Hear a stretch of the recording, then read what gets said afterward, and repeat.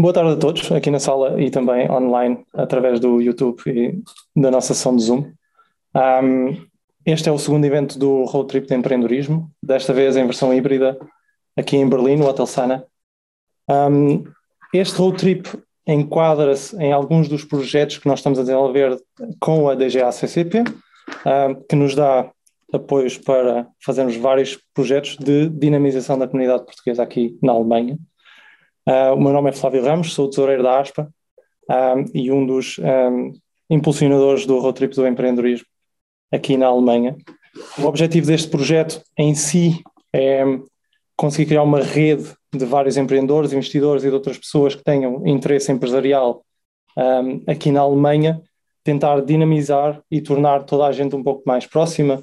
Os vários ambientes de empreendedorismo existem, a Alemanha é bastante forte neste âmbito, mas a Alemanha também é bastante vasta, o que torna tanto as diversas tecnologias como os diversos tipos de negócio bastante dispersos. E nós queremos, pelo menos para a comunidade portuguesa, ter uma interação muito mais próxima e tentar ajudar então a ligar também ao ambiente alemão, que é também bastante forte, e entendemos que a nossa associação consegue dar pelo menos esse apoio e esse impulso para a nossa comunidade. Este evento hoje enquadra-se num fim de semana bastante relevante para a ASPA. Nós também fazemos este fim de semana o Portal. O Portal é o nosso evento anual e é o evento que sucede à Assembleia Geral de Sócios. Ou seja, tentámos fazer aqui um pequeno enquadramento em Berlim. Por sorte ou azar, desta vez ainda deu para o fazer presencialmente, tendo em conta que vamos ter alguns lockdowns a começar para a semana. Por isso, estou feliz de termos algumas pessoas na sala e também temos conseguido juntar-nos todos.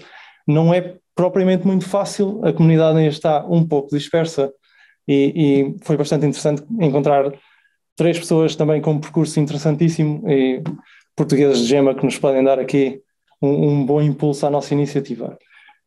Após este segundo evento do Road Trip, iremos ter um terceiro que se enquadra nos eventos do PNAE em Fátima. Também será um evento híbrido e a nossa participação será online através de um dos nossos membros, o Vítor Vieira, que também tem uma startup bastante interessante, e iremos terminar o Road Trip do ano 2021, na verdade em 2022, em janeiro, com um evento que ainda não sabemos se será presencial, provavelmente não, porque isto do Covid só vai ficar pior, híbrido ou online de novo. Vamos ver qual é que é o modelo que funciona melhor e depois assim decidiremos. Por isso, agora que nós já temos uma plataforma muito mais dinâmica no LinkedIn e vamos lançar um website este fim de semana, por isso estejam atentos, nós também contamos que tenhamos aqui alguma aceleração e tenhamos algum feedback que tem vindo a faltar, porque lá está, estamos a remodelar toda a nossa infraestrutura tecnológica este ano. Sem mais demoras, porque também a ASPA é importante, mas os nossos convidados são mais importantes. Vou apresentar aqui mais ou menos as regras que iremos ter durante a sessão. É uma sessão que terá, na sua versão online, cerca de 1 hora. Nós queremos conhecer os percursos dos nossos palestrantes e vamos gastar alguns minutinhos com a sua apresentação e com algumas questões. Caso alguém aqui ou no Zoom tenha alguma questão, podem na sala levantar a mão. No Zoom escrevam no local de questões apropriado e depois nós iremos interagir e colocar as questões aos vários palestrantes. Depois desta parte de apresentações, que também terá o seu QA, passamos para uma parte de debate sobre o tema de hoje, não é? O panorama de investimentos entre a Alemanha e Portugal e quais é que são as grandes diferenças entre os dois. Nessa parte de debate, novamente, cada um terá uma oportunidade de intervir e depois teremos um QA e fechamos a sessão. Começando então pela parte de apresentações, vou começar pela Ana Catarina Rocha, CEO e cofundadora da InnoHealth, que, apesar de ter uma experiência que ainda é bastante jovem e curta, nós vemos que já passou por muitos países e muitas iniciativas, muitos projetos, e que agora está aqui na Alemanha. Então, o que nós queremos saber é como é que tem sido este percurso e como é que este percurso te trouxe aqui à Alemanha? Ora bem, obrigada pelo convite, antes de mais, e olá a todos. Bem, eu sou tripeira, portanto eu venho do Porto, sou farmacêutica e sempre trabalhei na minha área e sempre me interessou muito esta componente humana e ao mesmo tempo a parte científica que interligava tudo e sempre tentei procurar saber o porquê, de coisas acontecerem e principalmente em nós e em termos científicos, como é que tudo fazia sentido. E então eu quando trabalhei na minha área durante 5 anos, portanto eu trabalhei em Portugal e trabalhei na Noruega, mas sempre quis ter algo meu e na Noruega comecei a focar mais na área da saúde feminina e mais principalmente na área da saúde menstrual e, e então percebi desde o primeiro momento que era um assunto bastante tabu, é um assunto que muita gente ainda associa a algo íntimo e, portanto, não é falado e discutido, e de facto isto trazia e traz muitos problemas a nível da sociedade, a nível de produtividade na mulher e no acesso à saúde, e portanto eu decidi focar-me em estudar, em ir mais além com este tema. E mudei-me para Berlim, porque na altura andei a pesquisar e sabia que Berlim é o local para quando se quer ter uma startup, porque aqui é bastante desenvolvido, e candidatei-me ao Founder Institute de Berlim, na altura, entrei e comecei a ter formação na área de empreendedorismo, na qual me apaixonei completamente. E, portanto, este percurso é assim, tem sempre muitos altos e baixos, ou não fosse o percurso de empreendedorismo, mas como é um assunto que sempre me apaixonou, não o vejo de outra maneira, portanto, é um assunto que, assim, resiliência é sempre a chave e, portanto, é o que me faz continuar nesta área. Ok, muito obrigado pela tua introdução. Eu vi que para este debate, para esta sessão, tu escolheste o moto "Sê a mudança que queres ver no mundo". Obviamente trabalhas na área da saúde, o teu impacto na sociedade é à partida bastante grande. Logo essa mudança vem intrinsecamente ao trabalho que tu fazes. Achas que existem diferenças entre a necessidade de mudança em Portugal, na Alemanha e nos outros países por onde passaste? E onde achas que ela é mais necessária? Porque mencionaste que na Noruega existe algum tabu, se calhar aqui na Alemanha essa resistência até pode ser menor, mas obviamente então a mudança também pode ser diferente nos vários países. Sim, então eu passei, né, por estes 3 países e de facto é assim, a chave para haver mudança é em primeiro lugar resiliência e é mudar, conscientizar para a necessidade de haver essa mudança. Eu falo pessoalmente na área da saúde menstrual, porque como já referi é sempre um assunto muito tabu, e isto é um preconceito que está intrínseco em qualquer sociedade que encontrei até agora, porque mais uma vez, como eu já referi, a menstruação é algo que nós associamos muito íntimo à mulher e todos os problemas associados a ela só a mulher faz parte, e isto causa um maior fosso. Nós falamos no preconceito de género e nós não temos em atenção que eu também digo sempre isto, né? Nós só tomamos uma posição de força a partir do momento em que nós nos aceitamos o modo como fomos criados, e isto toca tanto à mulher, ao homem, mas também principalmente à mulher, e é um modo como é que nós fomos feitas, e nós temos que passar a aceitar que tudo o que nos acontece, toda esta perda de produtividade, não é uma culpa pessoal, é uma culpa que toda a sociedade em si tem que trabalhar nesse conjunto. E acho que este apelo à mudança aqui em Berlim é uma bolha, porque pronto, lá está, também na área da saúde menstrual, principalmente feminina, é muito trabalhado aqui, mas isto é só uma bolha. Portanto, se nós sairmos de Berlim, se nós formos para o resto da Alemanha, né, vamos embarrar contra uma parede de preconceito que é inevitável, que seja em Portugal, por isso isto é assim, isto é continuar sempre para a frente. Ok. Uma última questão do meu lado, e depois passamos para o público. O raio de ação da InnoHealth ainda se concentra muito em Berlim ou já estão a quebrar essa barreira e a expandir para outras localidades?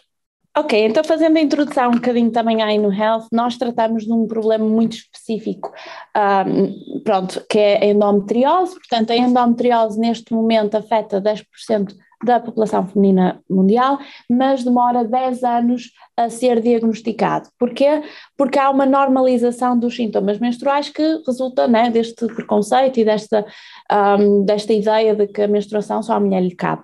E, portanto, demora 10 anos a ser diagnosticado e isto traz, obviamente, um peso em termos financeiros, produtividade, em termos de acesso à saúde, muito grande. E o que é que nós estamos a trabalhar? Nós estamos a trabalhar na diminuição desta barreira de 10 anos que atualmente existe em todo o mundo.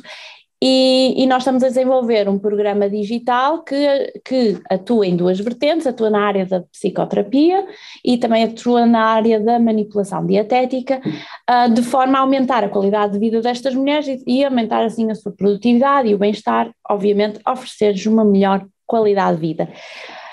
Ora, portanto, nós neste momento estamos a focar só na Alemanha, porque na Alemanha, de facto, nós temos, como trabalhamos na área de saúde, e a Alemanha neste momento tem o que se chama o DIGA.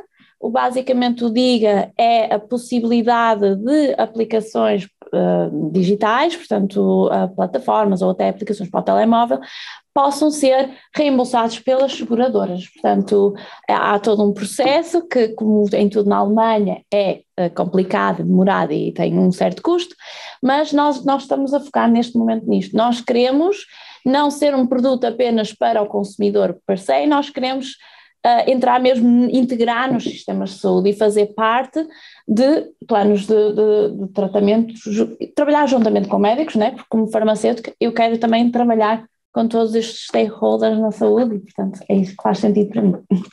Perfeito, muito obrigado. Aqui na sala existe alguém que tem alguma questão em específico para a Ana ou no Zoom? Eu queria perguntar pessoalmente, Ana, é assim, temos poucas mulheres empreendedoras. Consegues encontrar uma explicação para isso? Tens obstáculos diferentes para a tua vida? Ou como é que comentas esta situação? Nós temos muitas dificuldades em identificar mulheres empreendedoras aqui na Alemanha. E gostaria de saber da tua opinião pessoal. Eu acho que no que toca ao empreendedorismo, eu não acho que haja menos mulheres empreendedoras, eu acho que há acho que há menos, eu acho que para ser sincero, eu acho que em Berlim nós temos mesmo este incentivo para o empreendedorismo para a mulher, né? Que não se vê noutros países. Portanto, há falta do exemplo. Acho que há mais falta de demonstrações de mulheres que estão à frente de empresas e que passaram por dificuldades e que resultaram. Eu penso que também há muito preconceito de género, principalmente em termos de procura de investimentos, já que estamos a falar nisto, em termos de há muito é o gender bias na altura de investir, há tendência para investir mais em homens empreendedores do que em mulheres, e acho que isso também cria, né, sabemos que 9 em cada 10 startups vão falhar e, portanto, o acesso à capital é uma das principais razões. Ora, se nós temos investidores que inconscientemente ou conscientemente escolhem mais homens para empreender, portanto, as mulheres, infelizmente, né, se vocês sabem que no ano 2020, se não me engano, apenas mulheres, o total de capital para as mulheres foi apenas de 2,4%, portanto, isto é muito pouco nesta dimensão. 2,4%. E, portanto, é muito pouco. Portanto, há muito pouco apoio, há muito pouco exemplo. Não acho que as mulheres tenham menos capacidade empreendedora, até acho que muito pelo contrário, mas acho que ainda falta muito esta demonstração de exemplo. E resiliência, não é? Que acaba muito por pesar, porque neste momento, com tanto preconceito e com tantas barreiras para as mulheres, acaba sempre, é preciso ter muita resiliência e nem sempre é possível. Né?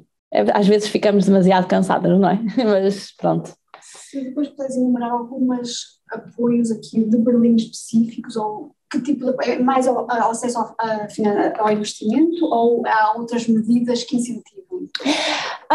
Não só digo de financiamento, eu acho mesmo, digo ter alguém, um mentor, alguém que tu olhas para ela e pensas, ok, ela conseguiu, eu também vou conseguir, porque às vezes nós, se reparares, muitas vezes as notícias aparecem que depois vês a fotografia de 3 homens ou 2 homens, né? Ele teve um investimento de 10 milhões, teve um investimento de, né? Agora temos os gorilas também, que é os cofundadores que é homens tiveram 1 bilhão, portanto, tu olhas para estas pessoas que tiveram acesso a este capital e tu pensas, ok, eu nunca vou chegar a este nível, e nós aqui em Berlim, por exemplo, nós temos a plataformas, a FemJams, por exemplo, que é focado apenas na mentoria a mulheres que tenham ideias de negócio, chama-se FemJams, mas depois também temos capital, por exemplo, o Founderland Now, que agora foi criado.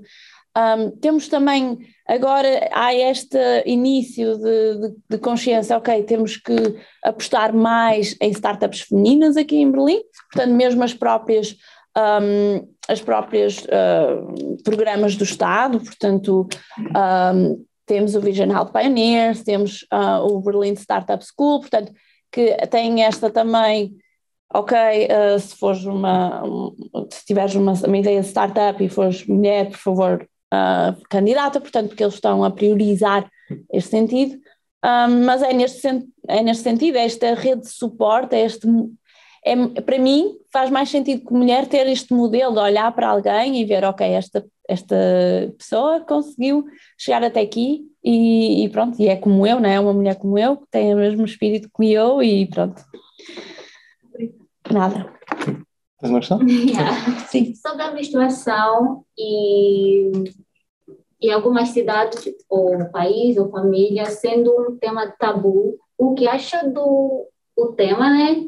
Alguns países têm essa ideia de absorventes ser grátis para todas as mulheres, mas nem certos países é grátis. Eu acho que em Inglaterra é grátis, mas e alguns não. O que acha sobre absorvente ser grátis para todas as mulheres? Eu acho que é uma boa medida. Porquê? Porque nós estamos a falar a menstruação é algo que nos acontece naturalmente. Portanto, porque é que eu deveria pagar? É tal como quando tens fome, tu comes, ok, tu pagas por alimentos, mas quando tens sede, bebes, a água é grátis. Ok, porque é que eu devo pagar por algo? E eu não sei se têm ideia do quanto é que custa. É que custa todos os meses pagar.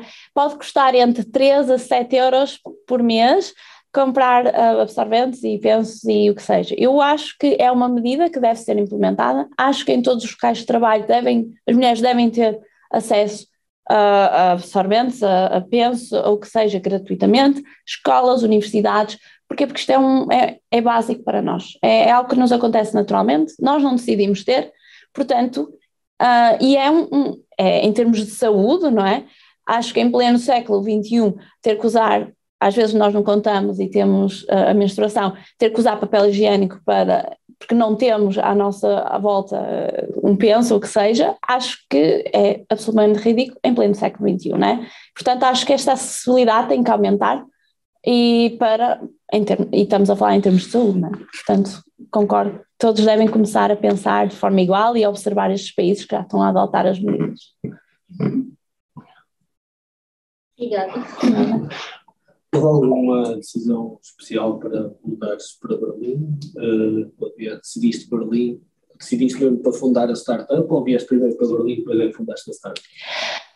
Eu decidi vir para Berlim porque eu queria aprender mais sobre esta área de empreendedorismo, porque também eu vivi em 2 países que ainda era muito verde, portanto agora em Portugal já se fala mais sobre startup e empreendedorismo, mas ainda tem muitas pernas para andar lá, mas eu decidi vir para Berlim porque eu sabia que era aqui, portanto ao estudar eu decidi, ok, eu quero aprender aqui porque eu quero estar neste meio, é assim que eu me senti apoiada e foi depois de ter vindo para aqui, porque até no início eu tinha aquela ideia também de fazer um Uber para as farmácias, portanto esta foi assim a minha ideia lá no início, mas depois quando vim para aqui comecei em termos da área de endometriose, pronto, uma grande amiga, ela tem endometriose e eu na altura não sabia que demorava tanto tempo, portanto, e como profissional de saúde até me senti um bocado envergonhada, não é? Porque eu não sabia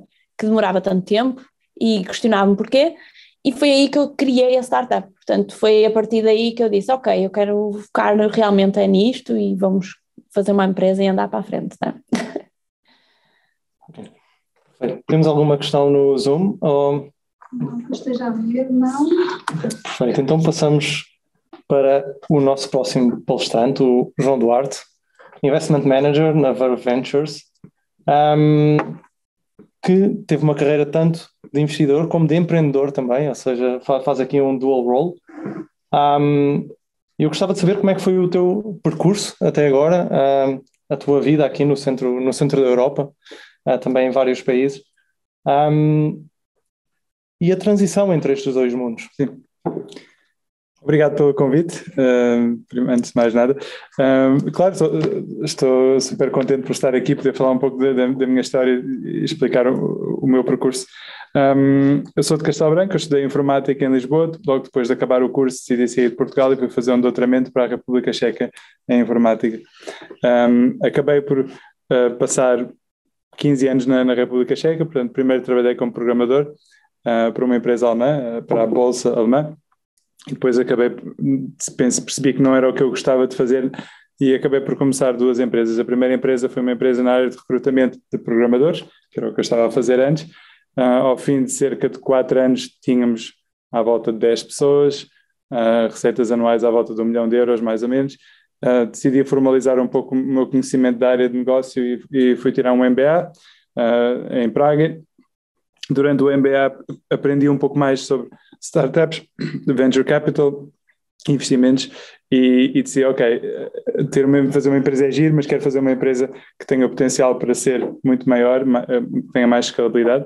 Mesmo assim tinha que ser na área que eu conhecia, portanto o que fizemos foi uma empresa, uma plataforma para contratar profissionais na área de informática, mas online, digital, sem usar agências. Seguindo um pouco o exemplo de uma empresa que vimos nos Estados Unidos, há uma empresa aqui na Alemanha parecida chamada Honeypot, por exemplo, que entretanto foi vendida à Zing. Portanto, copiámos um pouco, inspirámos na ideia e começámos a empresa.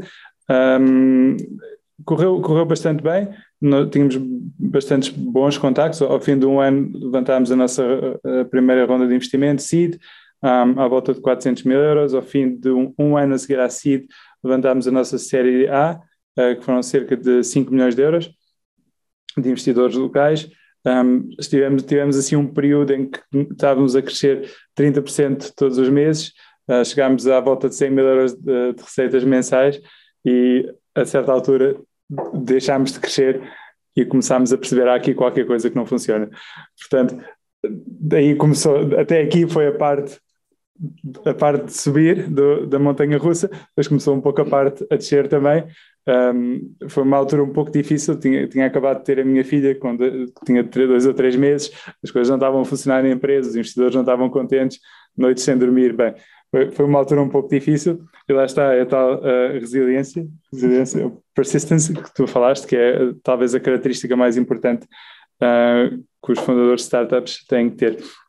No nosso caso, no meu caso, uns tempos depois, cerca de 8, 10 meses depois, acabei por eu, mais um colega, decidimos sair da empresa. Não considero que tenha sido, ok, já não temos resiliência, já não temos persistência, foi mais um caso de fizemos alguns erros com o modelo de negócio e simplesmente não funcionava, e como uma empresa já bastante grande tínhamos que cortar os custos, portanto eu saí, fiquei com algumas ações na empresa, fiquei como advisor e fiquei em contato com a empresa até ao final da história, que foi em 2021 já, que vendemos a empresa a uma empresa finlandesa. Portanto, fomos do princípio até a exit, até a venda da empresa, não tendo aquele percurso perfeito, mas sempre foi interessante ver do princípio ao fim. E quando eu saí da empresa no fim de 2018, princípio de 2019, estou um pouco a pensar o que é que vou fazer a seguir, e eu já sabia há bastante tempo que eu queria fazer mesmo, era trabalhar na área de investimentos, investir em startups. Portanto, eu gosto trabalhar com empresas, gosto de começar empresas e fazia todo o sentido. Ao mesmo tempo, não é fácil entrar em venture capital, há muita concorrência, mas aquela experiência que eu tinha com empresas ajudou bastante. Portanto, a segunda empresa que eu estava a falar mais, a startup, chama-se TechLoop, e no mercado checo toda a gente conhece, toda a gente na área de informática conhece a empresa. Portanto, acabou por ser fácil passar para o outro lado da mesa e investir. Portanto, estive a trabalhar para um fundo de investimento chamado Lighthouse Ventures, de 23 milhões de euros, em investir em startups de estágio pre-seed e seed, ou seja, em alguns casos até antes de haver um produto que se vende, em outros casos já com produto, mas antes de haver receitas, em alguns casos já com receitas. Trabalhei durante 1 ano e meio, fiz 4 ou 5 investimentos e no verão passado decidi, queria sair da República Checa, já estava lá há demasiado tempo, e mudei-me para Berlim e estou a trabalhar desde essa altura para a Verve Ventures. E a Verve é uma empresa de capital de risco suíça, mas investimos na Europa inteira. Eu sou investment manager, o meu foco é um pouco mais investimentos na Europa Central e do Leste e nos Nórdicos também, e um pouco na Alemanha, mas um pouco mais de Berlim a olhar para o Leste, que é onde eu tenho a maior parte da minha rede de contactos. A Verve, temos cerca de 120, 130 empresas no nosso portfólio, estamos a investir cerca de 60 milhões de euros por ano. Temos 2 empresas de Digital Health aqui na Alemanha que têm tal certificação DIGA que tu mencionaste. Basicamente é isto. Contei a minha história. Muito obrigado por partilhares a tua história. No teu caso, o teu moto foi não tínhamos pressa, mas não percamos tempo. É uma frase, não tínhamos pressa, não percamos tempo, é uma frase do Saramago e eu achei bastante interessante. A primeira parte, não tínhamos pressa, para mim significa fazer as coisas bem feitas. Planear, executar, não fazer as coisas à pressa, porque não resulta às vezes. A improvisação é uma grande qualidade, mas às vezes é preciso parar um pouco, fazer mais devagar, porque vamos mais longe fazendo um pouco mais devagar, portanto não apressar e fazer as coisas bem feitas. A segunda parte, não percamos tempo, é o outro lado da moeda, temos que estar sempre a ir para a frente, sempre a avançar, não podemos perder tempo com desculpas, com problemas. Se existe um problema, resolvemos o problema, continuamos. Portanto, não tenhamos pressa, não percamos tempo. Para mim são os 2 lados da moeda, fazer depressa, mas fazer devagar. Obrigado pela explicação. Eu quando vi esta frase, eu pensei, pronto, não pensei no caso da tua empresa em particular, mas pensei noutros grandes casos que tivemos aqui na Alemanha, por exemplo, a Wirecard ou a Monedo Creditec, onde eu trabalhava, que receberam centenas de milhões ou milhares de milhões de euros, avançaram a uma velocidade alucinante e depois de repente desapareceram muito rapidamente também. Achas que as empresas, especialmente as tecnológicas, andam a avançar demasiado rápido? E dentro deste ponto, será que eles depois acabam por não perder tempo suficiente a criar procedimentos sólidos para se sustentarem? Ou seja, se calhar tentam ir só depressa e não ter uma... É uma excelente pergunta. Pronto, há casos pura fraude, não é? Que é o caso da Wirecard, onde faltavam 1.000 milhões, não sei aonde. Há o caso da Theranos, que se falou muito, e está agora a acontecer o julgamento, que foi uma empresa, para quem não sabe, pronto, eles diziam que iam conseguir fazer diagnósticos ao sangue simplesmente com uma picada, não é?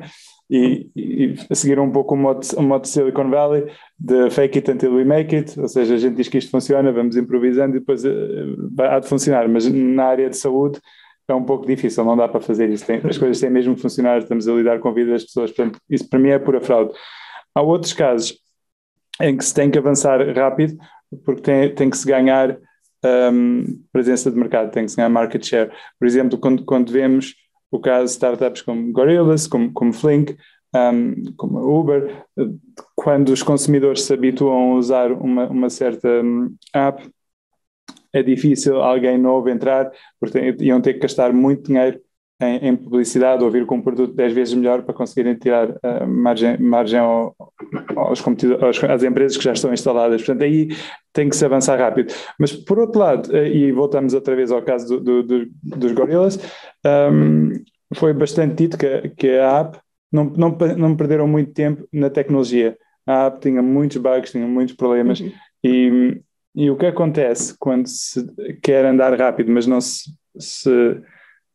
se vai demasiado depressa, chama-se a teoria do balde furado, a teoria do balde com furos. O que se diz às startups quando estão no princípio o vosso orçamento para marketing e para vendas é como um balde.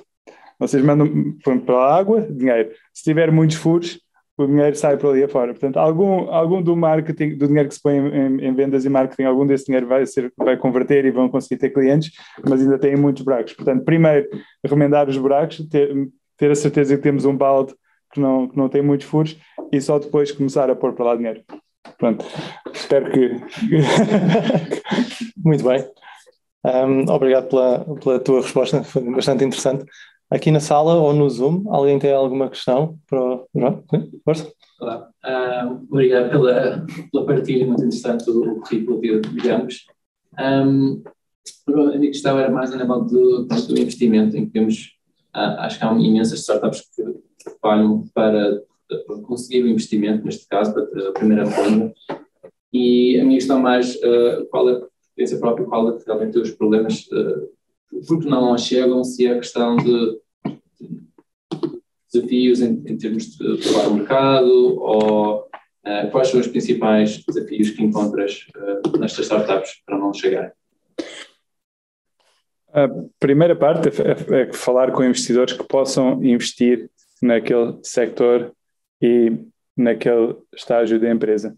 Portanto, acontece muitas vezes que as startups estão a falar com investidores que só investem em série A ou série B, portanto tem que se falar com pessoas que possam investir naquele estágio e naquele setor e naquela geografia, e depois há tipos diferentes de startups. Tem algumas startups que dependem um pouco da tecnologia, tem mais a ver com tecnologia, e existe uma tecnologia, vamos à procura de um encaixe comercial onde se consiga vender e esta tecnologia, onde se consiga transformar a tecnologia num produto. Há outras startups que não têm tanta tecnologia e têm que começar mais por primeiro arranjar clientes quase, porque não é preciso programar muita coisa, é o tal fake it until you make it. Portanto, num caso de uma destas startups em que a tecnologia não é tão importante, por exemplo, o currículo dos founders, dos fundadores é extremamente importante. Portanto, os investidores querem, é um caso que chama-se um execution case, portanto, um caso tem a ver com a execução, e quem já fez empresas antes, quem tem algum nome, quem tem contactos, consegue executar melhor do que quem não tem. E é preciso um pouco entender isso, os fundadores têm que entender um pouco quais são as vantagens e as desvantagens dele, como é que eles encaixam no mercado. Portanto, se não tiverem experiência prévia com uma startup, se calhar têm que mostrar que têm um pouco mais de tração. Por outro lado, se vier aí um tipo que vendeu uma empresa por 100 milhões, diz, olha, eu quero fazer isto, e recebe logo ali 500 mil, 1 milhão, sem problemas, porque acreditam porque já passou por aquilo e sabe fazer. Portanto, uma das coisas que recomendo para este tipo de casos é tentar primeiro passar por um acelerador ou incubador de ideias, onde consigam receber algum dinheiro, mas também trabalhar na ideia, encontrar clientes e arranjar a rede de contactos que normalmente os fundadores que estão na primeira vez não têm. E a rede de contactos pode parecer algo, ok, mas isso é só porque se conhece pessoas. Pois, é um pouco isso, mas quando não se conhece pessoas é difícil. E quando não se tem isso, o melhor é então entrar por um acelerador ou incubador, aí recebe-se a rede de contactos do acelerador e do incubador e facilita um pouco.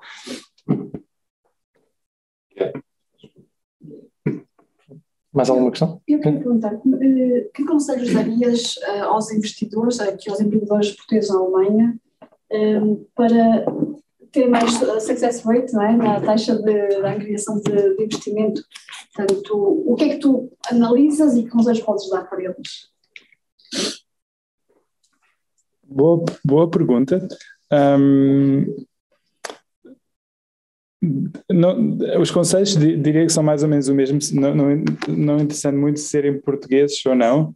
A única coisa que pode ser um pouco diferente se forem portugueses é que se calhar conseguem levantar algum dinheiro também ou conseguem falar com fundos portugueses, o que mesmo estando na Alemanha. Não é sempre o caso, mas existem muitos casos em que alguns fundos têm mandato para investir ou na geografia local, seja, por exemplo, em Portugal, ou em fundadores do mesmo país que estejam noutros sítios. Chama-se investimento na diáspora.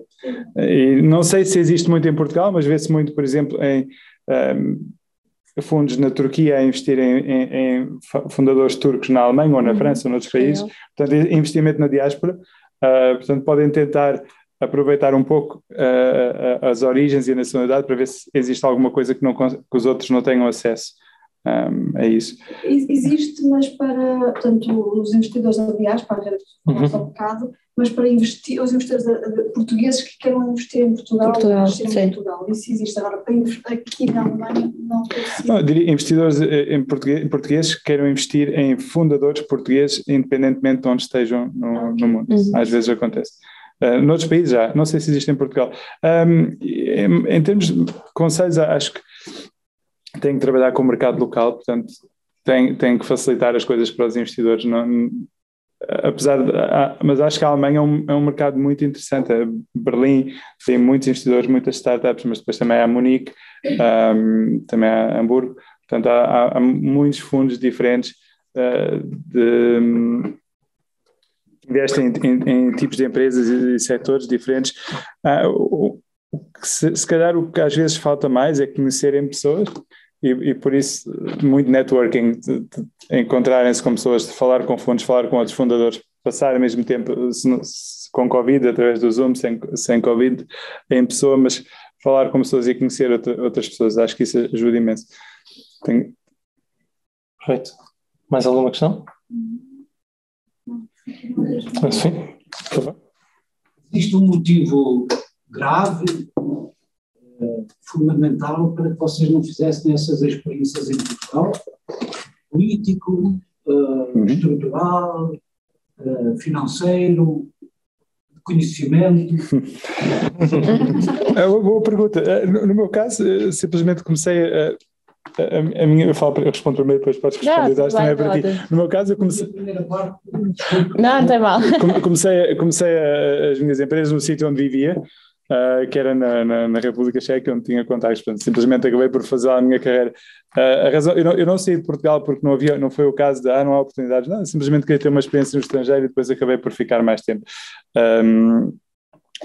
Mas na altura, em Portugal havia. E em geral em todo o lado havia muito menos financiamento do que há hoje, havia menos fundos, menos startups. Há uma coisa que importa mencionar, que é o que faz um ecossistema, o que torna um ecossistema mais atraente, é o facto de haver fundadores que venderam as empresas e depois dão conselhos ou investem nas empresas mais jovens e nos fundadores mais inexperientes, que estão no princípio. E se calhar só mencionar uma coisa que se calhar podia ser um caminho para Portugal, se quisermos falar um pouco sobre isso. Desde que estou na Verve, fiz 2 investimentos em empresas na Estónia. A Estónia é um país com 1,5 milhão de pessoas, tem 7 unicórnios, 7 empresas que valem mais de 1.000 milhões de euros e tem mais algumas quantas a caminho. O que é que faz a Estónia diferente? Qual é a diferença na Estónia? Porque é que Portugal está a caminhar muito bem, não? Mas a Estónia está um pouco à frente. E o que é interessante? 2 coisas. Uma, o governo na Estónia, também um pouco como o governo em Portugal, avançou muito com a digitalização. Portanto, existe o e-citizen, o cidadão virtual da Estónia, que posso assinar documentos e posso criar uma empresa completamente remota, tudo online. É um país muito digitalizado. Isto é uma parte da história. E a outra parte tem a ver com o Skype. E falando do Skype, o Skype foi uma empresa meio sueca, meio estónia. A parte de desenvolvimento estava na Estónia, a parte de negócio mais na Suécia. Foi quando o Skype foi vendido ao eBay, na altura, acho que foi eBay na altura.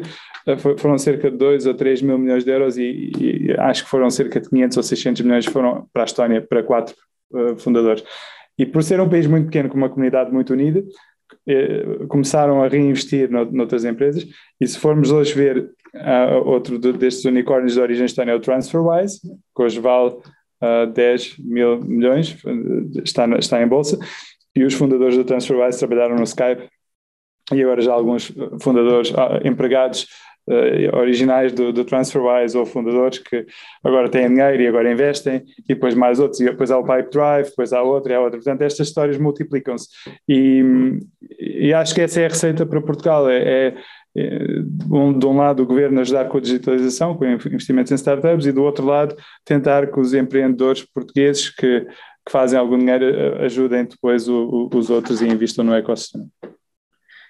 Sim, no meu caso, eu acho que na altura, quando eu estava em Portugal, eu não pensava chegar onde estou hoje, e portanto não foi uma questão de, ok, eu quero ir para o estrangeiro e criar a minha startup, não foi nada por aí. Faço das minhas palavras também que o João disse, relativamente... E Portugal, pronto, está no bom caminho, obviamente. Sinto que há muita aversão ao risco, portanto, há muita... dificuldade em apostar grande, por isso é que há muitas empresas, muitas startups que acabam por ir para os Estados Unidos à procura de investimento, não é só em Portugal, obviamente, mas também Portugal é um país pequeno, não é, comparado com outros países, mas sim, acho que há ainda esta muita aversão ao risco, em apostar em jovens empreendedores. Está a mudar, obviamente, mas sinto que ainda há muitos entraves nesse aspecto. Só para pegar e terminar muito rapidamente, a falar um dos problemas que eu acho que há muitos empreendedores que hoje em dia apaixonam-se muito pelo produto, e isto é uma das razões pelas quais falham, não é? Não se deve apaixonar pelo produto, apaixona pelo problema, pela missão que estás a fazer, e porque... quando a ideia que tu inicias no final nunca vai ser aquela que tu inicialmente pensaste, o teu produto final, e encontrar a equipa certa, eu acho que é muito importante, e encontrar a equipa, não é por ser meu amigo, é a equipa que me complementa com os meus, pronto, eu tenho estas skills e portanto eu quero encontrar alguém que me complementa, que tenha em falta, e esta ideia, como o João falou, de networking, de contactos, acho que uma das coisas, quando eu integrei o Founder Institute de Berlim, foi para falar com toda a gente e conhecer, e é assim que temos acesso a investidores, e é assim que, e ter muito bem consciência quanto eu preciso e onde é que eu vou gastar.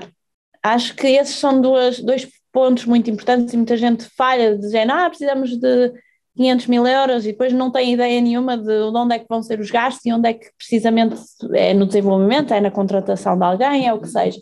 Acho que isso também muito falha, e tenha certeza daquilo que tu precisas, porque eu acho que, porque assim, nós vamos encontrar muitos investidores, e eu também fiz todos os erros que podia ter feito como empreendedora, vamos encontrar muitos investidores que acham que sabem o que é o melhor para ti. Portanto, eu já tive pessoas, eu iniciei, nós procuramos um investimento de 500 mil euros e tive investidores que diziam que era muito pouco, tive investidores que diziam que era demasiado alto, tive investidores que disseram que eu tinha a mentalidade de Silicon Valley, e portanto, aqui o que acaba é saber os teus números. Acho que isto é sem dúvida também muito importante, saber os teus números. E o resto vem, portanto, e não achar, muitas vezes nós acabamos um protótipo e dizemos, precisamos de dinheiro para meter o produto no mercado. Não, eu fiz esse erro, posso dizer que eu fiz esse erro, eu acabei o protótipo e achei, eu agora preciso de investimento para fazer a aplicação para o telemóvel, e foi demasiado cedo, não é? Atualmente os investidores muito querem ver é atração, e portanto se estás a resolver um problema no mundo, se as pessoas querem isso, faz a tua primeira versão. O Airbnb, a primeira plataforma de Airbnb era, pronto, comparado ao que é hoje, não era nada, e portanto é isso. Acho que é estes conselhos também que eu posso dar da minha perspectiva, como uma pessoa que fez muitos erros, mas que ainda está aí na luta, não é? E portanto é isso. Deixa-me dizer que eu fiz exatamente os mesmos erros, e acho que a vantagem de hoje em dia é possível aprender de outras pessoas e não voltar a fazer os mesmos erros, pelo menos tantos, mas pronto, às vezes é difícil, às vezes tem que se fazer os mesmos erros. Mas... Estamos aqui para... Exato. Perfeito. Então, movemos-nos para o nosso último palestrante, last but not least, o Jorge Ferreira, cofundador e diretor-geral da Liquid Loop, com uma carreira muito pautada pelo R&D. Passaste por bastantes países também, isto é muito natural, acho que aqui nos nossos palestrantes. Como é que foi a tua história até agora e como é que surgiu a Liquid Loop? Ok, boa noite. Muito obrigado pelo convite também à organização. Boa noite aos meus colegas. Começou como muitos, a viajar pelo mundo, sair de Portugal, fazer esta mudança. Eu comecei cedo, fui da Erasmus para a Bélgica, onde conheci muitas culturas e comecei também parte do meu trabalho na Bélgica. Consegui fazer o meu primeiro internship, experiência de trabalho na Bélgica. Voltei para Portugal e achei que não era suficiente para mim e queria voltar para cá para fora para continuar com o meu doutoramento. Sim, claro. Então, o meu doutoramento começou aqui em Berlim, com a Universidade de Berlim, a Universidade Tecnológica de Berlim. No início vim para Berlim porque realmente era uma cidade que me inspirava muito, que é uma cidade muito verde, uma cidade cheia de lagos, muito bonita, por acaso. E era jovem, sou jovem ainda. Eu achei que era o momento de vir a Berlim e cá fiquei, passei 5 anos a fazer doutoramento. Durante esses 5 anos achei que mudei muito o meu divergir a área de investigação que estava a desenvolver e concentrei-me muito num só produto que no final ficou tão desenvolvido que achei que dava uma ideia para startup. E nessa altura também estava com uma consulta, a fazer estava junto com uma pessoa a fazer consultadoria e essa pessoa indicou-me que realmente podia ser uma forma de saída da universidade, em vez de ir direto para a indústria e encontrar um trabalho que podia ou não ser o que eu gostava. Então comecei a pensar na startup. Não disse nada à minha namorada na altura, que queria fazer uma startup e sempre dizia que ia ficar em Berlim, para trabalhar em Berlim, mas não disse nada acerca da startup. Foi então que contatei a Universidade de TU Berlim e eles acharam que eu tinha uma boa ideia foi só escrever uma folha A4 com a ideia, com o título da empresa, a Liquid Loop, e então iniciou a Liquid Loop. Iniciou o projeto, que a partir daí foi encontrar o time que precisava para fazer a Liquid Loop, e foi a parte mais desafiante para mim no início, foi encontrar o time, porque o meu network aqui estava concentrado na parte da investigação, na parte da universidade, e como era muito na parte da química, não havia muitos empreendedores, pessoas com capacidade de empreendimento. Então, com um bocado de ajuda também do centro onde eu estava na Universidade de TU Berlim, lá indicaram-me uma série de pessoas que poderão ser capazes de me ajudar na startup. E começou, já estamos há 1 ano num programa que se chama Exist, tem uma duração de 1 ano, estamos agora a acabar no final do ano. A startup tornou-se uma empresa, que é uma GmbH, Liquid GmbH, em março, 24 de março, e já estamos com o primeiro cliente, na Universidade de Torino, na Itália. Perfeito, muito obrigado pela partilha. O teu mote para esta sessão foi a capacidade de nos adaptar, torna-nos mais interessantes. Nós aqui na Alemanha estamos num ambiente que naturalmente é um pouco rígido, pelo menos para nós portugueses é um pouco a favor, não é? Na tua opinião, qual é que é o impacto da flexibilidade e na nossa flexibilidade portuguesa neste tipo de ambiente? Nós somos muito de desenrascarmos, não é? Acho que falámos já nisso. É mesmo isso, ter uma necessidade e a partir da necessidade seguir para a frente, procurar onde. Eu tinha necessidade de fazer um doutoramento, estava em Portugal, não sabia onde fazer o doutoramento e escrevi a um professor aqui em Berlim e ele achou que eu tinha as capacidades certas para isso e numa semana tive um contrato de trabalho aqui em Berlim. É a questão de sair, de ir para fora, de ficar em Portugal mesmo. Eu não achei que não tivesse capacidades nenhumas. Em Portugal tinha as capacidades, tinha trabalho, estava a trabalhar em Portugal, despedi-me do meu trabalho para vir para a Europa, para Berlim. Acho que é isso, é a capacidade de sair de Portugal, a capacidade de fazer uma mudança. Acho que é isso, é a capacidade de mudar, a capacidade de olhar para onde é que estão as dificuldades e enfrentá-las. Né? Perfeito. Aqui no público existe alguma questão ou no Zoom? Ainda não consegui entender que produto é. Sim, acontece muito com os investidores também. Normalmente é muito difícil de explicar, mas de uma forma muito, muito, muito rápida, é uma solução tecnológica para o problema que temos agora das energias renováveis, em que são produzidas em pontos distintos e a capacidade que temos de armazenar essa energia. O que está a acontecer, há soluções de baterias ou há soluções de transformação química, em que a energia, em vez de ir para a rede, é localmente transformada em químicos, que poderá ser armazenada. O problema é um problema tecnológico, é um problema que existe, que está a dificultar esse avanço, e o que a Liquid está a introduzir é uma solução tecnológica de monitorizar a produção de químicos na área de produção de energia. De momento a gente está só, temos um produto que é mais indicado para laboratórios, para universidades. É um aparelho de medição de químicos, tem as suas características muito específicas, que somos únicos, basicamente. Ou seja, existe uma possibilidade de evoluir ainda mais esse produto? Sim, é o nosso pitch para os nossos investidores. Sim, há uma capacidade de evoluir, há uma capacidade de Sim, não vou dizer tudo, não assinamos um NDA ainda, portanto não posso dizer tudo.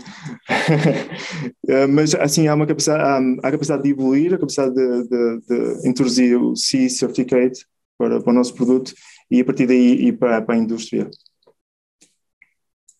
Essa é uma questão mais a nível também de investimento e da parte de qual tem sido o desafio para encontrar investidores para tal solução, porque é muito difícil, com hardware e tudo. Sim, exatamente. E quais são os desafios e quais são talvez o que é que recomendo, ou quais são gostarias de dizer aos investidores nesta casa para começarem a olhar mais neste sentido? Sim, a questão da energias renováveis é muito atraente para os investidores, toda a gente gosta de ouvir isso, claro. Voltando um bocado atrás de como começou, como é que consegui realmente ter investimento para avançar com a empresa, tudo começou com o facto do meu professor, o professor que me orientou na universidade, investiu também na produção do primeiro produto. E a partir daí conseguimos fazer um protótipo que foi demonstrado e com esse protótipo conseguimos o nosso primeiro investidor, é um investidor local de Berlim que tem uma rede de investidores e o que acontece é que ele é um investidor que investe mesmo em hardware, em startups de hardware, portanto, e no nosso caso é muito complicado porque podes imaginar que é um equipamento de laboratório, portanto, equipamentos de laboratório normalmente são muito caros. Portanto, nós não somos diferentes, mas somos um equipamento muito caro. Tínhamos uma outra pergunta aqui na sala. Duas até. Força. Obrigada a todos já pela participação e tem-se aqui falado de sair de Portugal. Sim. Para investir, provavelmente também para aceder a mercados que são mais vastos. E a minha pergunta vai no sentido de, no entanto, estamos a falar em ficar na Europa, e Portugal neste momento é a Europa.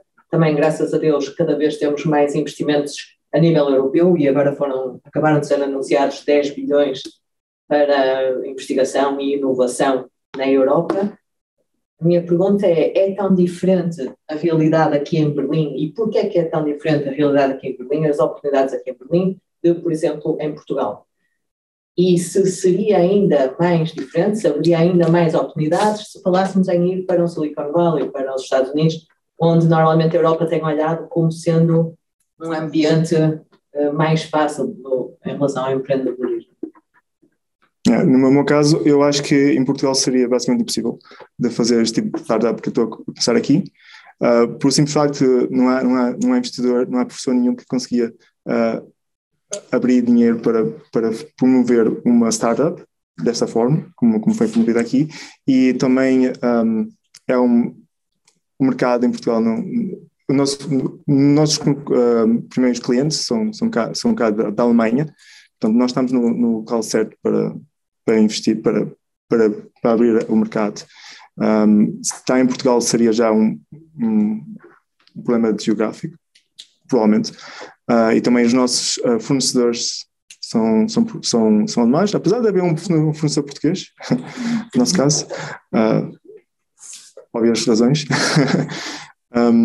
mas sim, não sei o que vocês querem dizer. Não, é assim, eu acho que o que é diferente em Portugal? Acho que é muito é capital disponível para investir em startups, não é? Ou a facilidade em aceder a esse capital.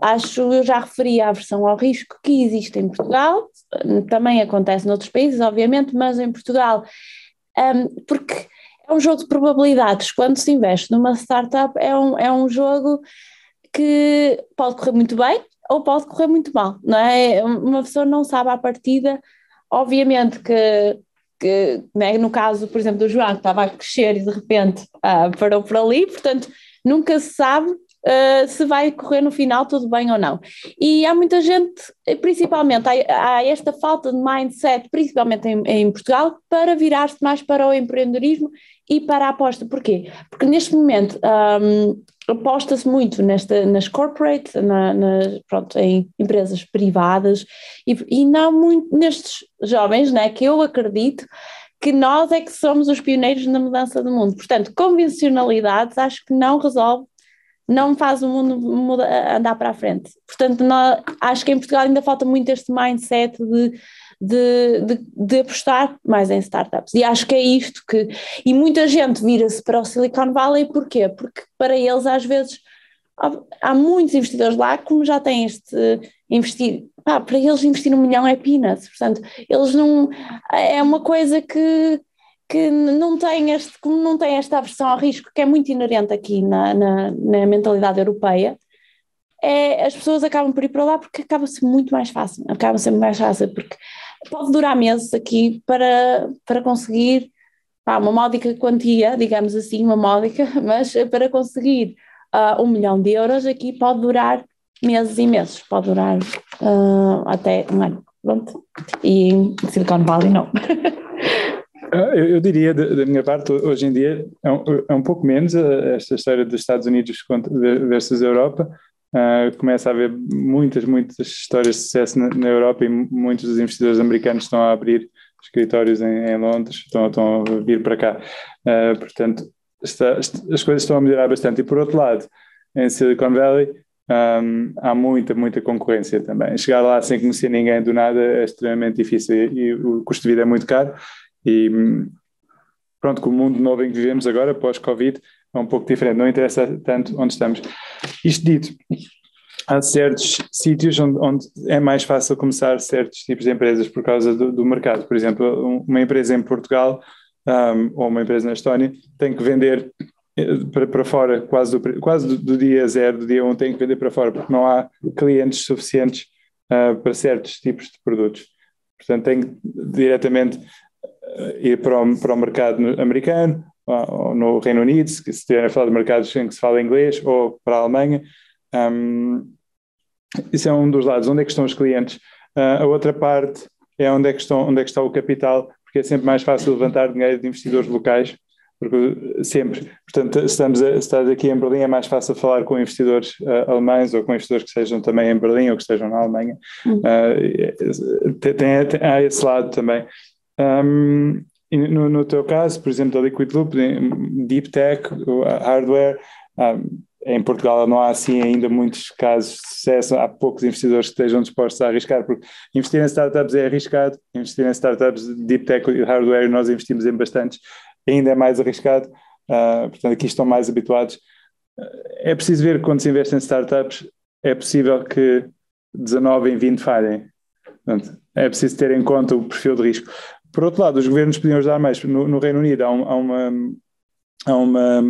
uma lei interessante em que os investidores privados podem deduzir dos impostos, não sei qual é exatamente a percentagem, mas acho que podem deduzir quase na totalidade do investimento em startups que fazem nos impostos. Portanto, não é na totalidade, mas é capaz de ser à volta de 50% a 70%, não sei bem agora a figura. Portanto, em vez de pagar 10 mil euros de impostos, posso investir 10 mil euros numa startup e reduzo 7 mil euros ao que teria a pagar ao Estado. Portanto, este tipo de incentivos ajuda bastante. E isso é uma coisa que nos falta ainda um pouco. Não é só o Estado investir, mas é talvez dar benefícios fiscais a pessoas que investem em startups também.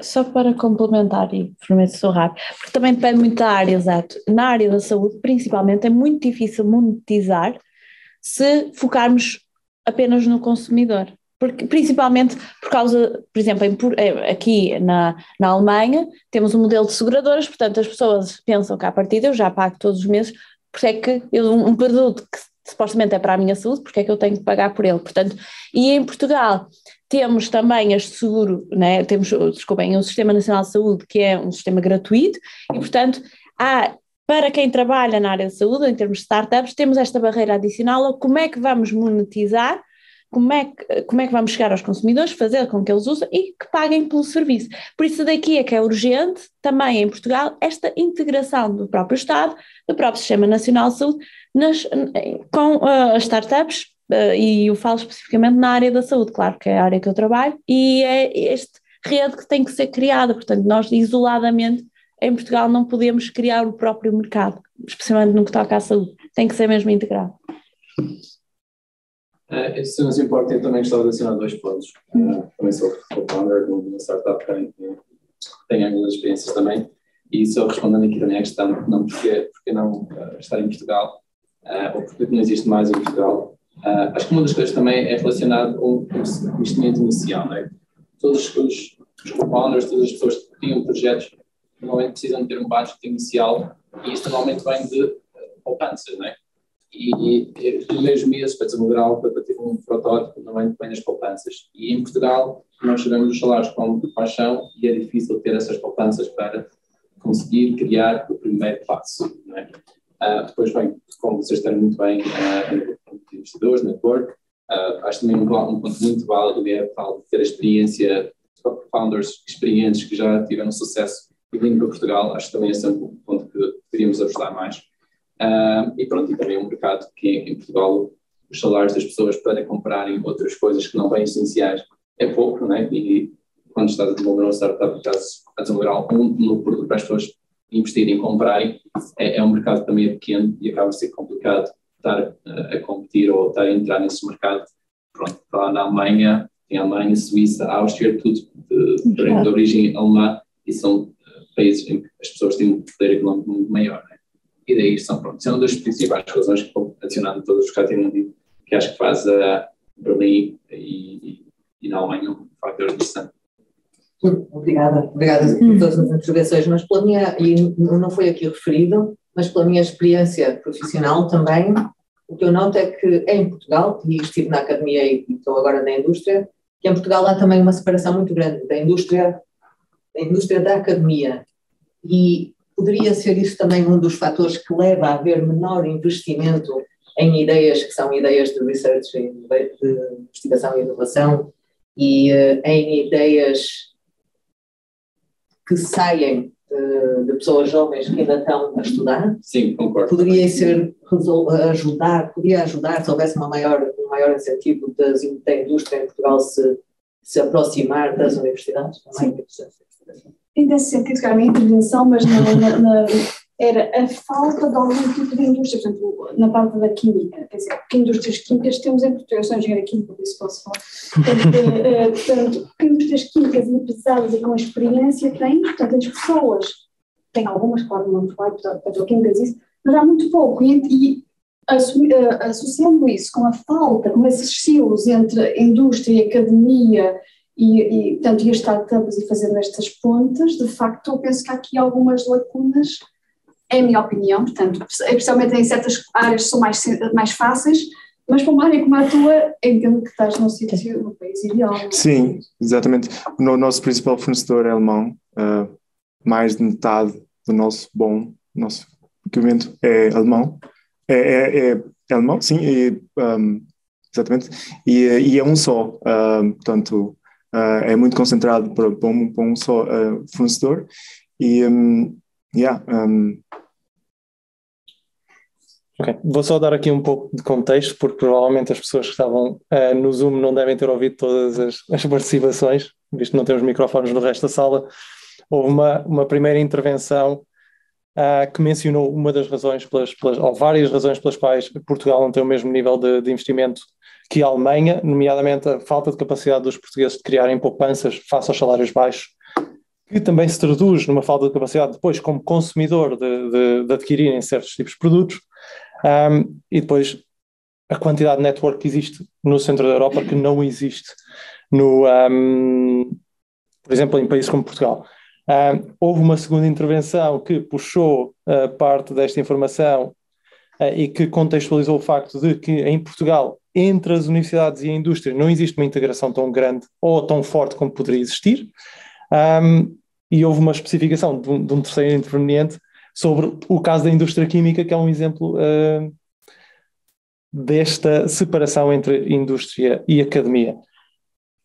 Neste momento em específico, já vamos 10 minutos à frente do horário, o que é excelente, porque falámos de bastantes temas e acabámos por debater sem ter debatido, o que também funcionou, porque as perguntas foram muito boas, por isso também agradeço aqui à sala pelas várias questões que colocaram. Eu tirei aqui uma nota que eu gostava de debater, não sei se vamos mantê-la a sessão no Zoom ou não, sobre este gender bias, porque eu acho que eu gostava de tocar um pouco na ferida e de perguntar ao nosso investidor in the room qual é que é a opinião. Porque é que existem menos startups ou menos e se fundadoras? Já estás a trabalhar para sair desse gender bias, ou se calhar se ainda estás nessa bolha? Não, eu concordo completamente. Por acaso participei num painel que chama-se VC for Female Founders, organizado pela Axel Springer e Joint Capital, aqui em Berlim também. É difícil explicar a razão, sinceramente. Por exemplo, o que se sabe é que as pessoas tendem a investir em pessoas com quem se identificam. E a maior parte dos investidores são homens, e isso causa que investam mais em homens, o que é um problema. Começa-se também por ter, dentro das próprias empresas de investimento, terem bastantes mulheres a nível de parceiros de investimento e de analistas, pela estrutura inteira. Há pouco tempo foi a Sifted, que é uma publicação de startups, contou quantas empresas nos portfólios das empresas de capitais de risco, quantas é que tinham fundadores femininos, pronto, sexo feminino, e foi vergonhoso, sinceramente. Então uma das maiores empresas de capital de risco aqui da Alemanha tinha uma empresa em 60, 70, mesmo muito mal. E depois vamos ver os perfis dos parceiros, dos sócios da empresa, e são todos homens, todos iguais, basicamente. Enfim, tem que existir diversidade nas próprias empresas de capital de risco, e por outro lado, precisamos de levar as histórias de sucesso mais e precisamos de não ter medo também de falar sobre assuntos tabu, como que era até agora.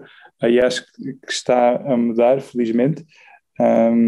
Vê-se uma nova onda de empresas na área de Femtech e de comunidades e hoje em dia fala-se muito mais abertamente sobre isso já do que antes. Mas ainda acho que é necessário continuar a trabalhar nessa área e se eu puder atirar aqui uma pergunta de volta para as pessoas aqui na sala, o que é que vocês acham sobre se existisse algum tipo de discriminação positiva? Seria positivo ou não? Discriminação positiva significa basicamente cotas, ou seja, se houvesse, por exemplo, suporte do Estado de fundos, dizer X% dos fundos têm que ir para empresas com fundadores do sexo feminino. Seria alguma coisa positiva ou não? Eu acho que isso já existe, não é? Se não me engano, não do Estado, per se, mas, por exemplo, acho que já há, certamente, por exemplo, em termos de contratação de pessoal, portanto, já há muitas faculdades que agora já inserem na aplicação, né, na candidatura, a série mulheres, não binários estão especialmente convidados a candidatar-se a esta vaga de emprego. Acho que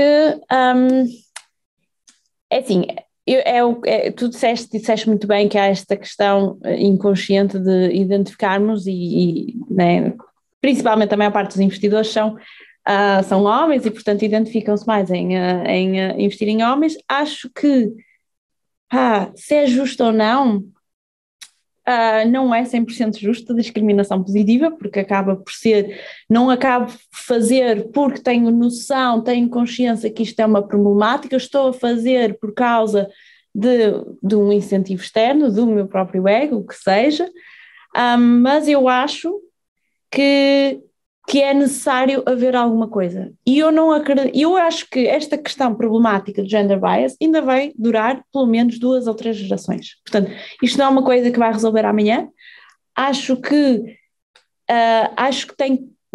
sim, acho que deve haver alguma discriminação positiva e vou-me atrever a dizer isto, porque às vezes para mudar estas mentalidades de investidores que têm, alguns têm 50 ou 60 anos, tem que se forçar de alguma maneira, não é? E temos que iniciar de alguma maneira e, portanto, temos que começar a enverdar por aí, talvez, e talvez seja uma solução, percebes? Acho que para mudar o status quo e depois... status quo e depois podermos, acho que sim, tem que ser um ponto de partida. No meu caso, por acaso... como tinha a oportunidade de escolher o meu time, tentei escolher pessoal sexo feminino também. No entanto, é muito difícil encontrar. Já é difícil encontrar sexo masculino na parte da tecnologia, mais ainda quando é feminino. Tentei, acho que é um ponto positivo para a empresa, muito positivo. Acho que daria mais uma diversidade na empresa, no time, porque é o time formador, é o time que tem que interagir e quanto mais diversidade for, mais experiências o time trouxer para a empresa, mais benefício seria. Não consegui, no entanto, tenho 2 colaboradores na empresa, no momento são 10 pessoas, ou 9, mas temos 2 colaboradores de sexo feminino. Foi muito por nossa atitude de escolher seleção mesmo para fazer sexo feminino, para ter um grupo mais diverso. Eu acho que há uma certa natural vantagem de ver essa seleção positiva. Há uma certa natural vantagem porque há muitos reuniões de sexo feminino dedicado a co-founders de sexo feminino, orientado para esse tipo portanto, em termos de grupo. Eu acho que e mesmo que eu fui indicado por meu professor para escolher o co-founder de sexo feminino, porque dá uma imagem à empresa, e acho que em termos de investidores, há muitos investidores. Ainda ontem tive numa ronda de investimento da HTGF, onde quase todos os investidores que estavam lá eram femininos. Portanto, somos três co-founders. Minha irmã diz que somos os três iguais na fotografia, porque ela não gosta muito da etiqueta de white male on suit. Isso é o que diz o machine learning, white male on suit. Dois pontos que queria adicionar.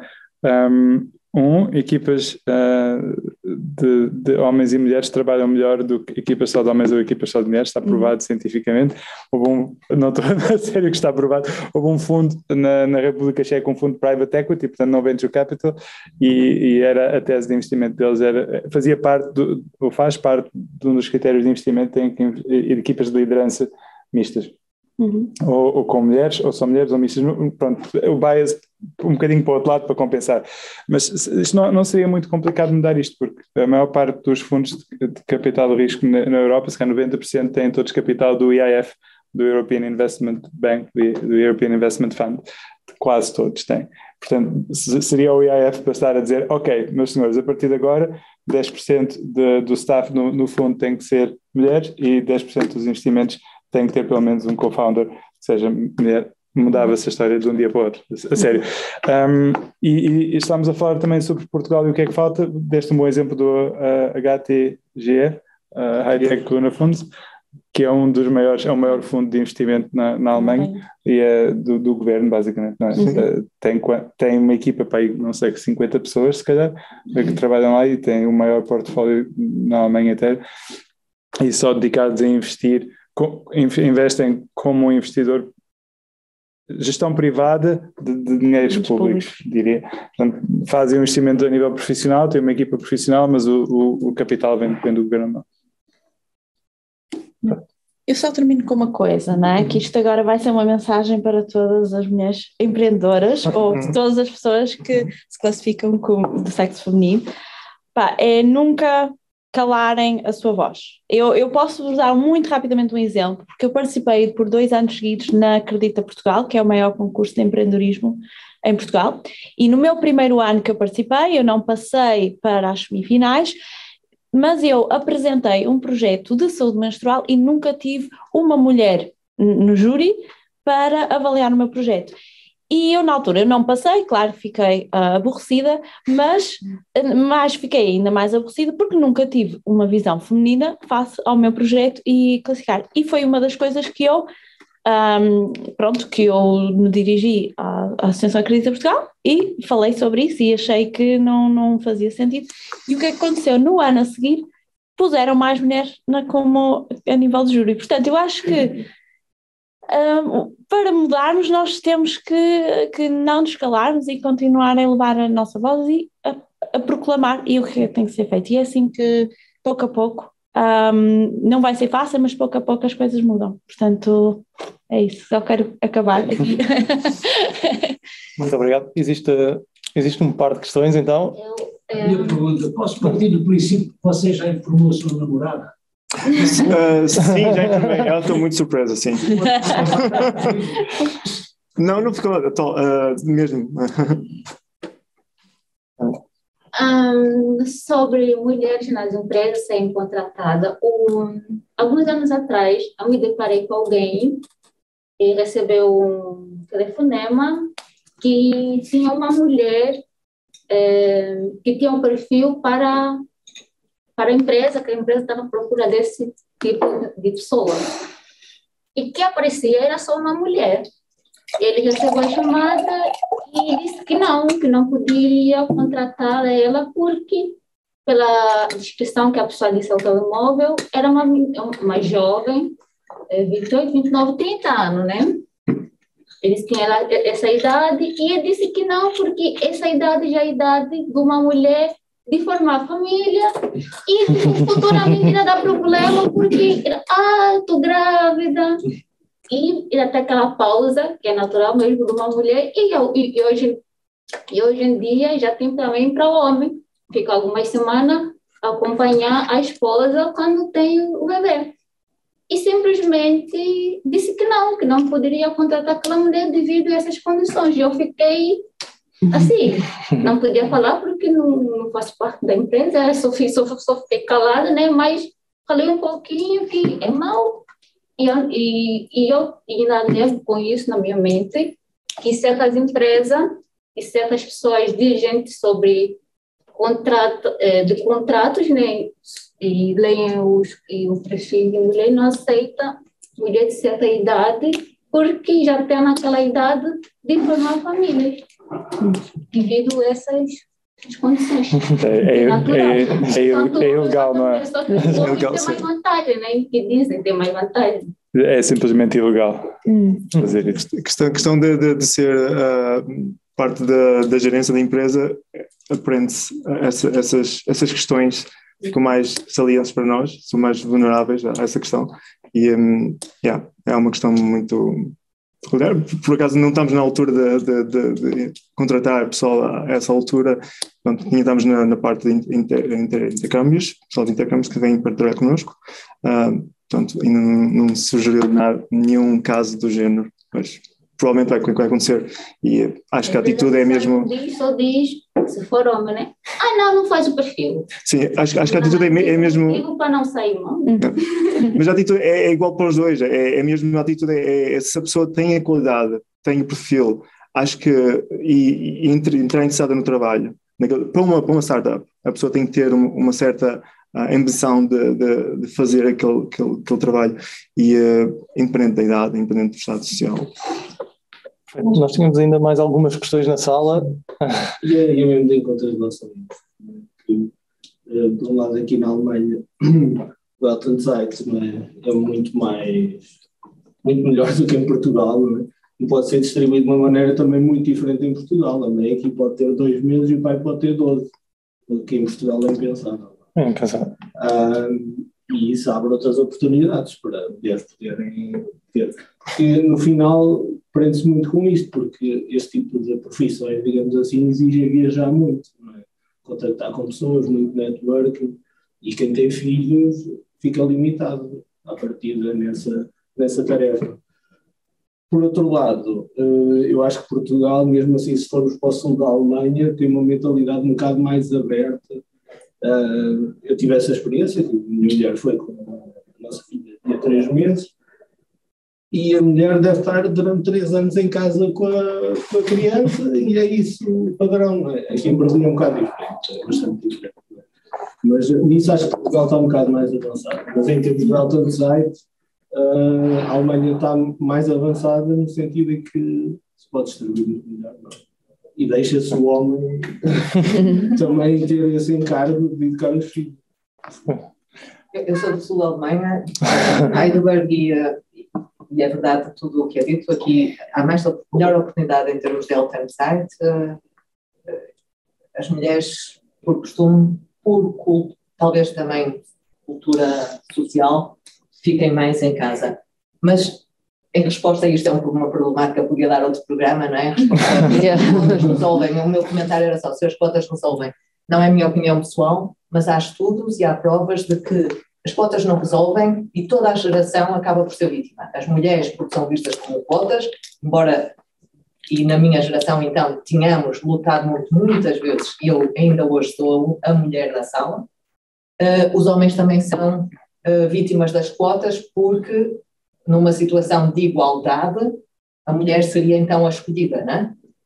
Mas as quotas está provado que são uma forma de acelerar, e foi aqui dito que demorará 3 ou 4 gerações, de acelerar o processo em termos de, em menos gerações, chegar-se a uma igualdade. Isso foi provado noutros desequilíbrios, não só de igualdade de género, noutros países. A gente sabe que hoje as quotas provaram que criam pelo menos uma aceleração de um processo de igualdade. Não é só criar quotas, mas também é criar infraestruturas.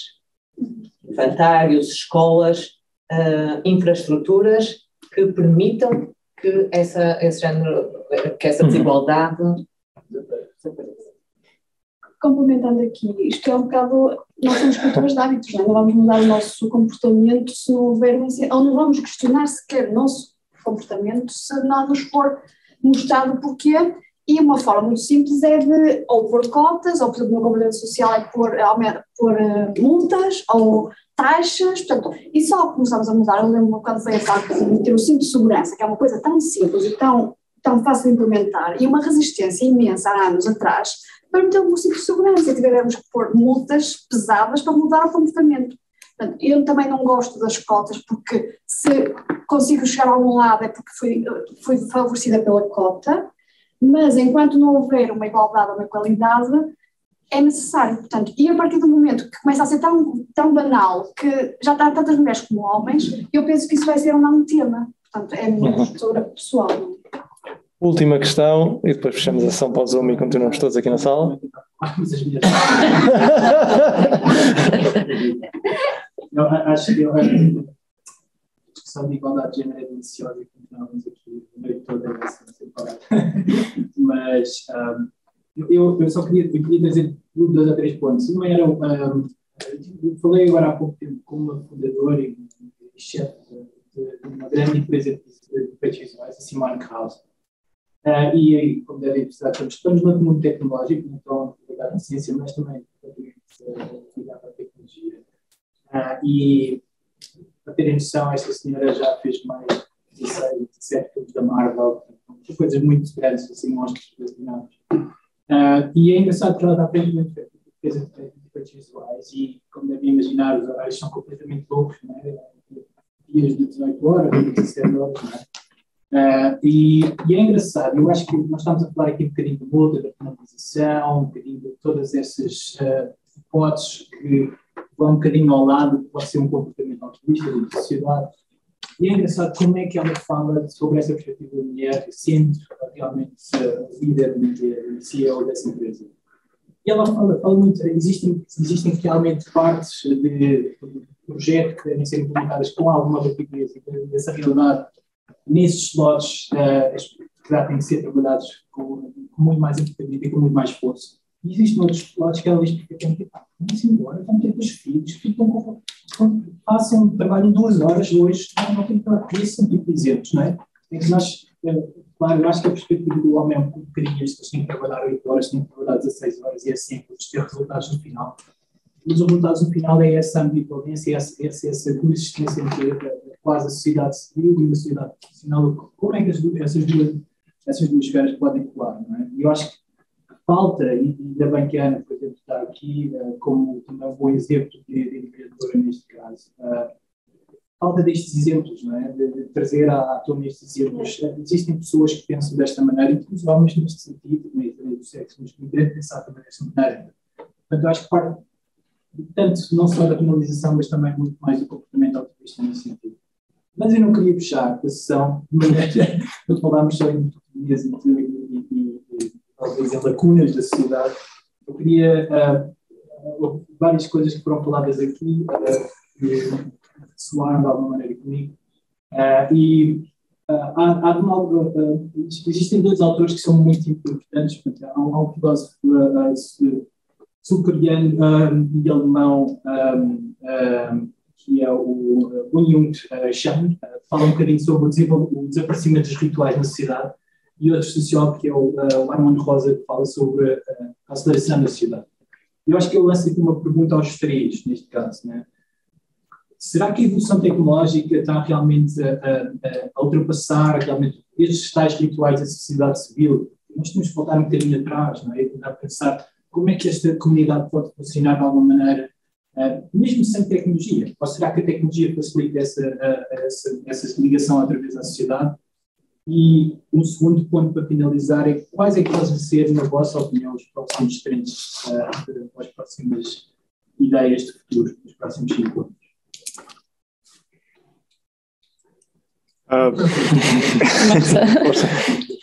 Bem, em termos da parte da minha área, né, da parte da conversão de energias, eu acho que vai haver mais uma simbiose entre a produção e o consumo de energias, e a parte de remover totalmente o uso de fossil fuels da nossa sociedade vai ser crítica para isso.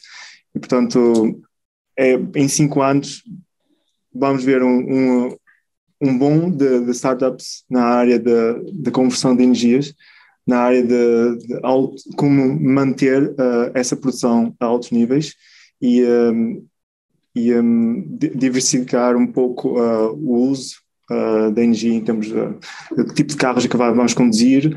Acho que vai haver mais uma acentuação da parte do automóvel, não só do automóvel, porque o automóvel provavelmente vai ser mais de baterias, mas a parte de como estamos a nossa indústria, como ela está a progredir, que tipos de recursos estão a usar para a indústria. Neste momento estamos a ver uma escassez de componentes, que a razão para a escassez de componentes é o facto de termos parado a produção de gasolina, e os produtos que são produtos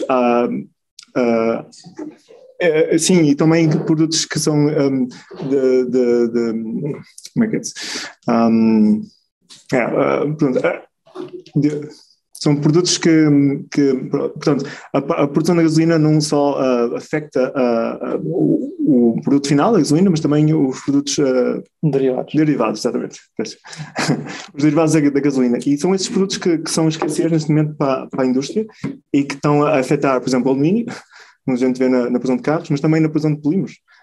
E isso afeta componentes para empresas como a minha, empresas startup, que querem neste momento ter lead times para a nossa produção, e estamos a ser afetados por isso. Portanto, é um pensamento global que tem que se gerir, e a parte de como usamos os nossos recursos tem que ser repensada. Ok, eu achei muito interessante a palavra ritual. Acho sempre que soa sempre algo como estático, se é algo que monótono, algo que fazemos. A palavra ritual por si só, eu não gosto muito dela. Porquê? Porque nós hoje em dia estamos num mundo permanentemente em mudança, e hoje em dia não pertencemos a um lugar, não pertencemos... Portanto, eu sou portuguesa, mas eu agora estou na Alemanha e sinto-me também parte alemã. Portanto, esta questão, a sociedade em que estou inserida muda permanentemente, e portanto, falar de ritual, para mim, acho que não faz sentido hoje em dia, porque estamos num mundo de imprevisibilidade, e isto aconteceu, por exemplo, com o Covid. Portanto, tivemos no ano passado uma pandemia que nos obrigou de um momento para o outro, tipo, entrarmos em modo online, a apostarmos mais em e-commerce. Portanto, tivemos que readaptar a uma permanente, a uma mudança, né?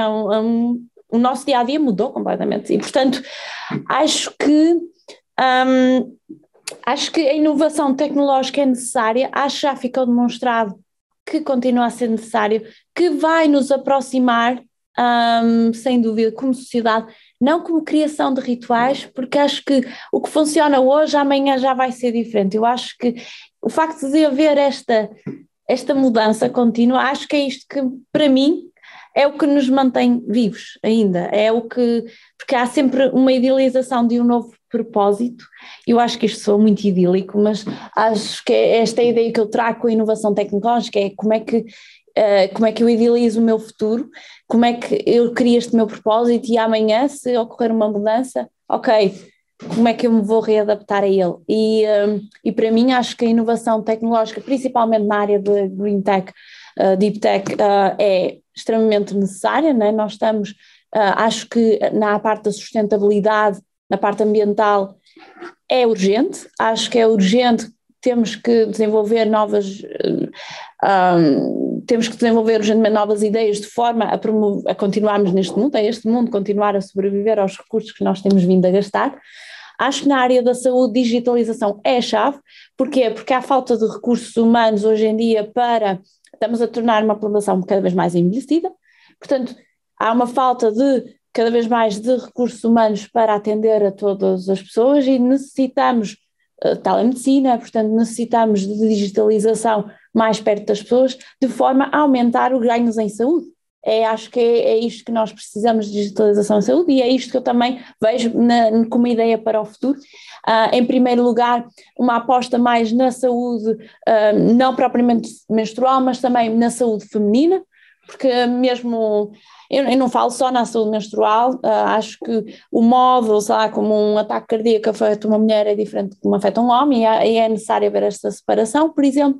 Portanto, há haver uma maior centralização, um maior foco na área, na saúde feminina, e que leva eventualmente a uma poupança de recursos. Portanto, digitalizar mais a área da saúde é importante. Não consigo inventar 3, portanto eu acho que a área da saúde para mim é mais importante. Acredito no mundo em que há uma acessibilidade também a produtos menstruais, à menstruação, e é um mundo em que, porque nós desde novos, né, nós temos esta, de uma forma consciente ou inconsciente, nós desde os primeiros anos da escola que temos esta separação de género, portanto temos, há o cor-de-rosa para as mulheres, há o azul para os homens, na área do STEAM, portanto de tecnologia, né, é para o homem, a mulher é mais para a área da saúde, e portanto também imagino como é que através da tecnologia nós dissolvemos esta separação que se tem criado desde os primeiros tempos na escola, e é necessário investir nisto, não é tratarmos esta desigualdade como adultos, é criarmos, desenvolvermos ideias desde os primeiros anos que as crianças entram na escola. Portanto, onde é que também podemos inovar nessa área, que também acho que em falta saúde e em termos educativos. Ok, da minha parte, então, respondendo às duas perguntas, um pouco a minha opinião. Os rituais, é verdade, os rituais mudam, as nossas tradições e rituais os nossos, não são os mesmos dos nossos pais, que não eram os mesmos dos nossos avós, portanto vão mudando, não é? E por exemplo, quando eu era miúdo, não havia um hipermercado na cidade onde eu cresci, em Castelo Branco. Depois íamos à mercearia comprar umas coisas e íamos às lojas pequeninas comprar outras coisas. Depois abriu um hipermercado, deixámos quase ir às mercearias, só quando fosse preciso uma coisa de última hora. Aqui em Berlim temos e em outras cidades da Alemanha, não é? Temos agora o Gorillas e o Flink, são estas aplicações tipo Uber para mercearias, para produtos tipo mercearia e outros tipos de produtos. Portanto, eu já não entro num hipermercado se calhar há anos e já nem sequer vou à loja do canto, porque agora tenho a aplicação e trazem a casa. Portanto, está tudo sempre a mudar e esta uma das coisas que estamos a ver é o crescimento desta trend de on-demand, de mandar vir tudo, basicamente, não é? E tu disseste que tinhas uma ideia para fazer Uber de medicamentos, alguém já fez isso, há uma empresa agora que é a Mate, que ainda agora foram buscar 15 milhões de euros para trazer medicamentos à porta, e no ano que vem a Alemanha vai introduzir um ato de digitalização de receitas farmacêuticas, em que de casa se pode mandar vir receitas em vez de ter que ir à farmácia, portanto tudo a mudar sempre. Por outro lado, há certas áreas em que se calhar fomos demasiado longe, sem reparar nos efeitos tóxicos que certas tecnologias trazem, e agora temos que puxar para trás e tentar resolver isto um pouco. Um exemplo, Facebook, Instagram, problemas com bullying, a ansiedade causada por causa de Instagram. Li agora uma notícia começou-se a ver agora em crianças, as crianças estão habituadas a ter os telefones mais perto da retina, e começou-se a verificar de forma generalizada problemas a níveis ópticos, a níveis oculares, por terem dispositivos eletrónicos muito perto da retina. E começou-se a verificar isto, fomos demasiado tarde. Não fomos demasiado tarde, fomos demasiado longe. Portanto, agora temos que trazer um pouco de volta. Ok, não há iPad, não podes ver tanto. Outra coisa, uma história que eu ouvi, uma senhora estava na embaixada a dizer que os miúdos lá na zona dela, portugueses, falam todos com sotaque brasileiro. Porquê? Porque veio tudo no YouTube e o YouTube está quase tudo em brasileiro. É isto, fomos demasiado longe. Portanto, temos que puxar para trás, temos que resolver algumas coisas. E enquanto os rituais mudam e mudam, ao mesmo tempo há certas coisas que temos que recuperar e fazer e ter um papel ativo nisso. Em termos de tendências, do que é que vamos ver no futuro, há uma coisa que acho bastante interessante, que é costumamos agora a ouvir muito sobre a Web 3. Portanto, para explicar um pouco, que não sei quem é que está dentro disto, mas tem um pouco a ver com criptomoedas e tal. Portanto, a primeira web, não é? Quando chegou a primeira internet, nós só basicamente era ver o que estava nos sites, era só ler conteúdos. A web 2.0 podemos ler e criar conteúdos, não é? Facebook, WhatsApp e tudo, estamos todos a interagir. E a web 3 podemos ler, podemos criar conteúdos e podemos ter parte desses conteúdos. E não são as empresas ou os projetos não são, os donos dos projetos deixam de ser empresas ou acionistas e passam a ser pessoas que têm, através de certas criptomoedas ou tokens, têm uma parte daquele projeto. E podem votar no que é que o projeto o que vai acontecer ao projeto, podem receber lucros e dividendos, se houver dividendos para ser distribuídos. Portanto, temos todo este mundo que está a evoluir super rápido. A maior parte muita gente em Silicon Valley estão a sair das empresas grandes e estão todos a ir para cripto, para Web3, porque os incentivos são enormes e há montes de inovação a acontecer. Todos os dias aparecem projetos novos, é super difícil perceber o que está a acontecer.